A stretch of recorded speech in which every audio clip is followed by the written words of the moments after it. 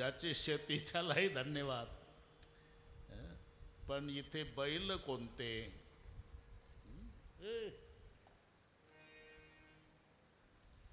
मन के बैल सुरत पुहावे, रस्सी लगाव गुरु ज्ञान की. माग गुरुजी बसलेले आहे. मन के बैल, हे मन इतकं बिलिंदर आहे. इथं कथेला बसलं असलं तरी मन इथं असेल याची गॅरंटी नाही. काही काही घाई आलेले असतात आणि इथं आल्यावर त्यांच्या लक्षात येतं कुलूप लावलं होतं पण ओढून पाहिलं नाही. कधी लागतं आणि कधी लागत नाही. लागलं असेल का नाही, लागलं असेल का नाही, बसतं कथेला आणि झटके घरच्या कुलपाला 10 वाजेपर्यंत. मन के बैल, मन के बैल सुरत पुहावे. आता मागे तर गगनगिरी महाराज जी बसलेलेच आहे. रस्सी लगाओ गुरु ज्ञान की, कहत कबीरा सुन भाई साधू, पूजा करो हरिहर के रे मनवा, खेती करो हरि नाम की. ज्याची शेती त्यालाही धन्यवाद. सर्वांनी आपापल्या परीनं सहकार्य केलेलं आहे. नोहे एकल्याचा खेळ आणि मनोनी मेळ. आपल्याला आनंद लुटायचा आहे. दक्ष राजाने मोठा यज्ञ केला, फार मोठा यज्ञ. सर्वांना निमंत्रण दिली, फक्त दोघाला नाही, जावयाला आणि लेकीला. हे नीट ऐक. सतीलाही निमंत्रण नाही आणि शंकर बापूलाही निमंत्रण नाही. सगळे आले. काय व्यवस्था, जसा आपला यज्ञ चालू आहे अशी व्यवस्था. जेवू घालणारे, पाणी पाजणारे, स्वयंपाक करणारे, जिथल्या तिथे सगळे आपापल्या कारभारावर तयार. सर्व देवता आले, जेवणं झाली. हां, आता स्वर्गाला जायचं आहे. असं करा, कैलास मार्गे विमान न्या. दक्ष राजा म्हणतो कुणाला? देवतांना. आता स्वर्गाला जाण्याचा एक रस्ता आहे का? कितीतरी रस्ते माझ्यापेक्षा तुम्हाला माहिती आहे. स्वर्ग में जाना है तो दवा पीकर जा सकते, अस्पताल में सोकर जा सकते, कुएं में कूदकर. कैलास मार्गेच का पाठवलं? जावयाला कळलं पाहिजे.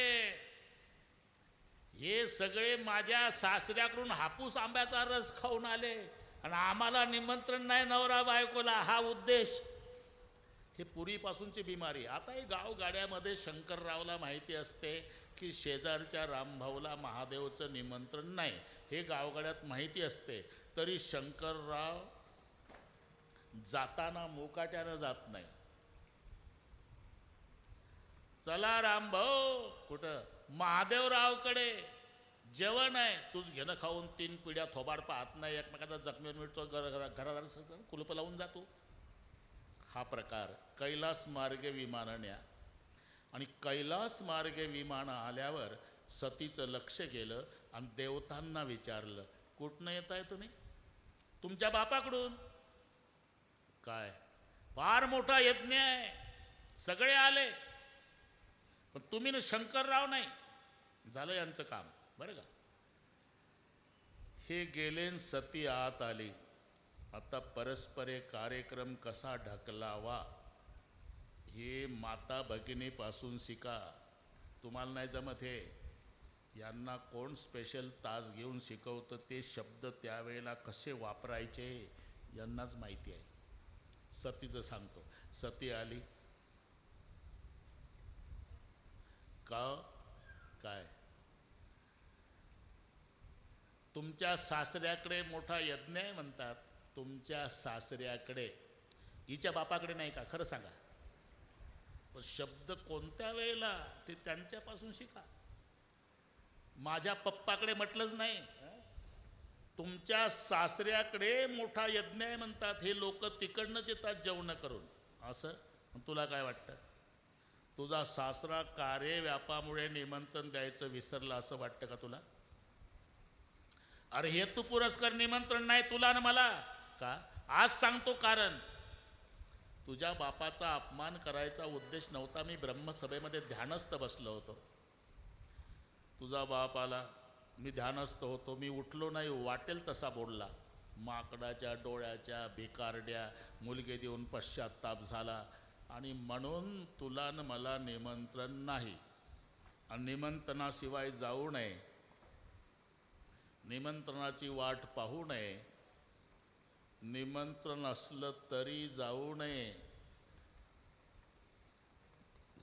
ह्याच्यावर बोलायची गरज नाही. निमंत्रण असलं तरी जाऊ नये हे ठिकाणं तुम्हालाच माहिती आहे. निमंत्रणाची वाट पाहू नये कथा कीर्तनाला. का 7 दिवस केवढा मोठा सप्ताह गुंजाळवाडीच्या ठिकाणी तुम्ही दिसला नाही. आम्ही कसं यावं? आम्हाला कुठं संयोजकांनी निमंत्रण दिलं? संयोजकाच्या नातवाचं बारसं होतं का तुला निमंत्रण द्यायला? अरे कोरोना झाला होता तेव्हा डॉक्टर तुझ्या घरी येत होता का तू संगमनेरला पळत होता? तसं व्याधे पिडला धावे वैद्याची या घरा, आपुल्या परिहारा लागून या. इथे निमंत्रणाची वाट पाहू नये, निमंत्रणाशिवाय जाऊ नये लग्नाला. हे लक्षात ठेवा. तिथं पाहिजे. अरे काही काही माणसं धाडस करतात. कारण दुपारच्या जेवणाचं काय? मंगल कार्यालय, सगळे कार्यालय यांचेच. तुळशीच्या लग्नापासून मृगाचा पाऊस पडेपर्यंत बाहेर जेवतं.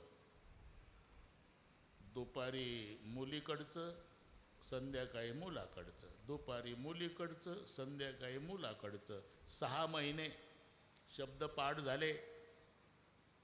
मंगल कार्यालयात पंगत, हे बसलं जेवायला, पंक्तीचा मालक पुढे आला, अनोळखी चेहरा पाहला. कुठले आपण? खाली मान घातली. ए खाली मान घाले. कुठले तुम्ही? मी का? हा, मुलीकडचा. काय? नाही गडबड झाली, मुलाकडचा. उठ. का म्हणतो? माझ्या बापाच्या श्राद्धाचं जेवण आहे आणि मुलीकडचं आणि मुलाकडचं सांगतो. लाज वाटत नाही? अरे म्हणून निमंत्रणाशिवाय जाऊ नये लग्नाला, निमंत्रणाची वाट पाहू नये कथा कीर्तनाला. पण सती 4 ठिकाणं अशी आहे निमंत्रणाशिवाय जाता येतं. मित्राच्या घरी मित्राला, गुरुच्या घरी शिष्याला, भगवत कार्यात भक्ताला आणि मायबापाच्या घरी पुत्राला. हे शंकरजी सांगतायत सतीला. मित्राच्या मुलीचं लग्न आहे, मित्र निमंत्रण द्यायचं विसरला, पण कळालं ना अक्षदा टाकायला जरूर जावं मित्राच्या घरी मित्रांनी. आपले गुरु महाराज आहे गगनगिरीजी महाराज, त्यांचा दिव्य आणि भव्य असा सोहळा आहे. कळालं? बिना निमंत्रणी यावं गुरुच्या घरी शिष्यानी, मित्राच्या घरी मित्रांनी. भगवत कार्य चालू आहे आणि कळालं बिना निमंत्रणी यावं भक्तानी. तसं मायबापाच्या घरी काही कार्य आहे आणि मायबाप निमंत्रण द्यायचं विसरले, पण पुत्राला कळालं बिना निमंत्रणी जावं म्हटल्याबरोबर सती तर उभीच झाली. आणि तेच म्हणते ना मी, माझ्याच पप्पाकडे निमंत्रणाची गरजच काय? मग शंकररावच्या लक्षात आलं कायदा आपल्याकडेच फिरला.